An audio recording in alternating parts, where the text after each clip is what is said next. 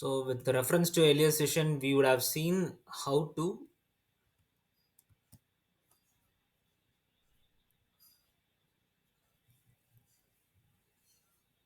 work on process like configuring the interfaces and check processes running and process states and how to start a process. Similarly, here now we are going to see how to restart a process. So, restarting a process is something we need to identify the process you need to get killed and you have to restart the same id. So for this case I'm using this script.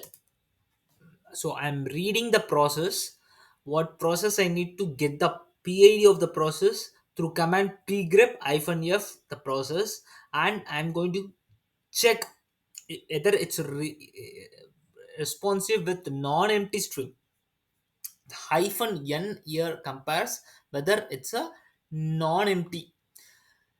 The hyphen n flag used to test the length of the string stored in a variable. So if it is a non-zero, then the uh, process will be killed and it keeps we sleep at for 5 seconds. And I'm once again checking for that process. If the process is still pointing to the terminal, then the process is a running state. Earlier when we check the process running or not, we would have used the same condition for checking the process. So likewise we need to know this, and I have to kill that process and through forcefully killing that BPID. So while doing these two conditions, I'm forcefully making a given process to get terminated. Then I'm actually trying to get the process path, and I'm running it as a background process. The ampersand symbol here refers to run as background process. Through this way, I'm able to successfully restart the process, given process, through the absolute command of the process.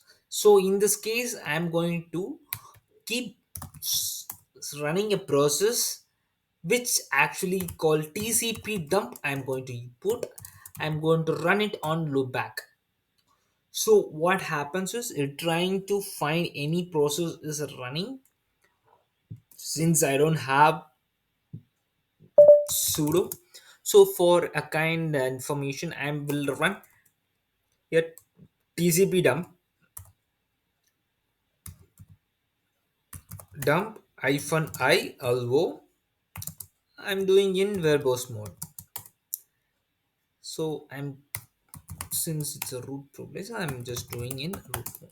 Yeah, since root mode only the TCP dump is on, I need to execute on the script in admin privileges. Then I'm giving TCP dump, just TCP dump. No need to specify the entire CLI. Only TCP dump helps to know identify whether the process to get terminated. So you can see that the process been terminated. After a period of time, I'm able to see that TCP dump gets closed. Then I'm able to restart the process and it still run over here. Here if you put pgrep and process name TCP dump, it has the id 296905. If you want to know the state of this process, TCP dump. So I'm actually putting the grape 296965.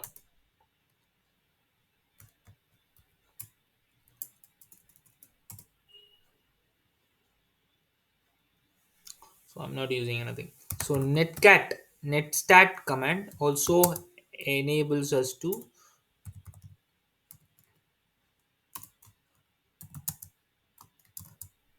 grep 296965.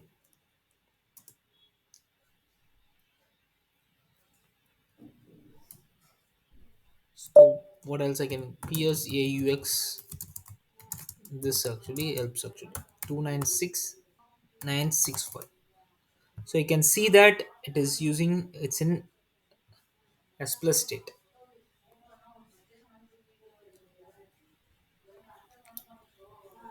So we keep on running. So moving further, let's see how to monitor a process and restart if any crashes happens. So I'm actually in this case going to restart and check for the crash. If anything got crashed, then I need to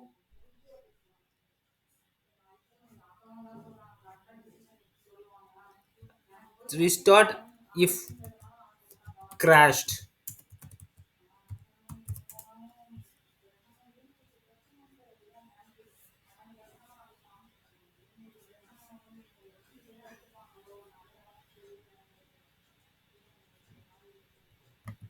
I'm going to copy this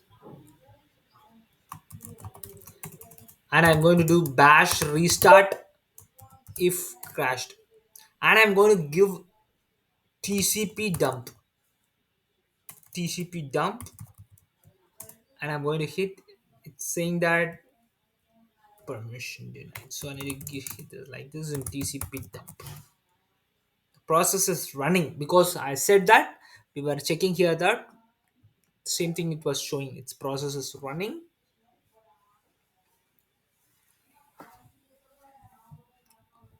If I'm going to kill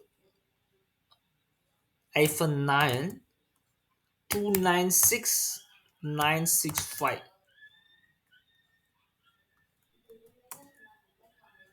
so I'm going to kill with 300681.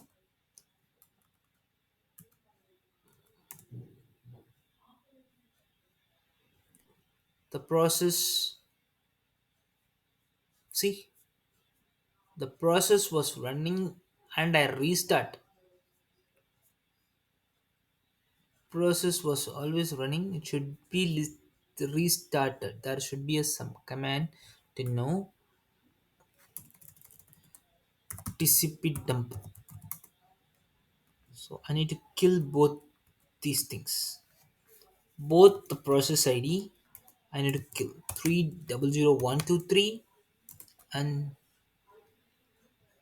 operation not permitted, killing 13365.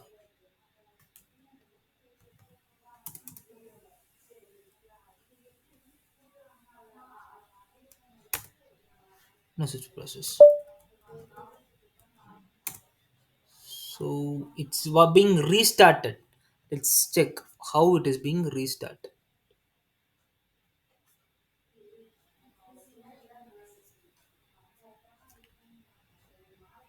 It's running, then it's being restarted.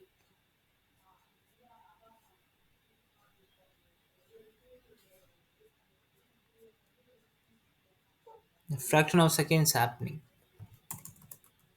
So I want to kill 653301996, both the process.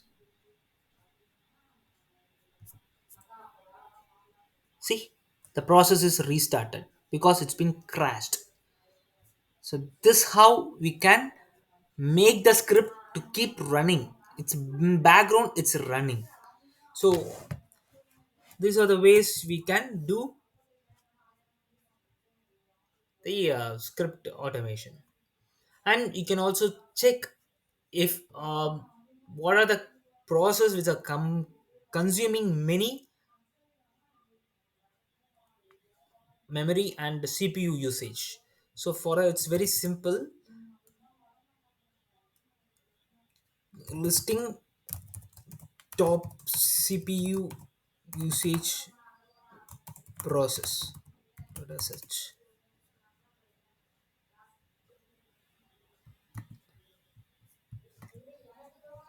So you can see that I'm just displaying all the PIDs and percentage of CPU along with the arguments and sorting into two column. So with just PID, I'm actually spacing and giving that only top 11 comments. So head hyphen 11 I'm giving. See, I'm able to see here the top 10 CPU usages. Like 9.7, the genome shell is consuming, and 4.0 percentage bash nginx start SSH is also consuming. So this how you can see the top CPUs using commands. Like you can see that DB Beaver, which is SQL, it's also running, which consuming 5.2 percentage. So when you see here, this command is actually doing everything.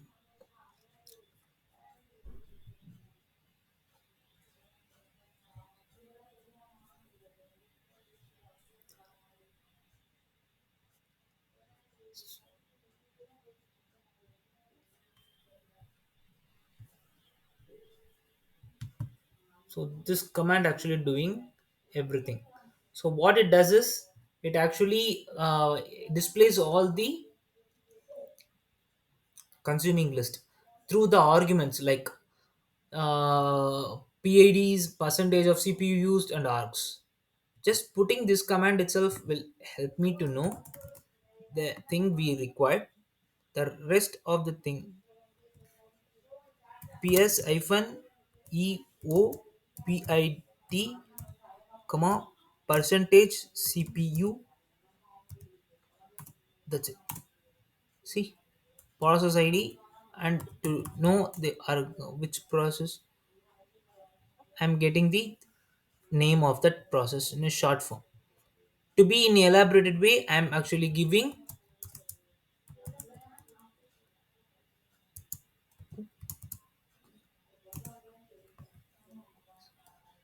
if an R. It actually display all the process. So I need only for top 10 getting the exact output.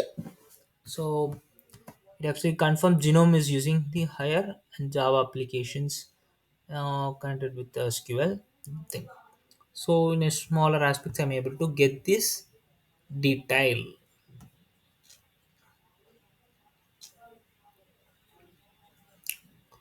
So this how it works.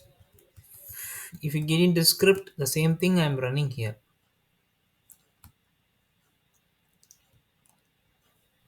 Head count number is 11 because only top 10 is required.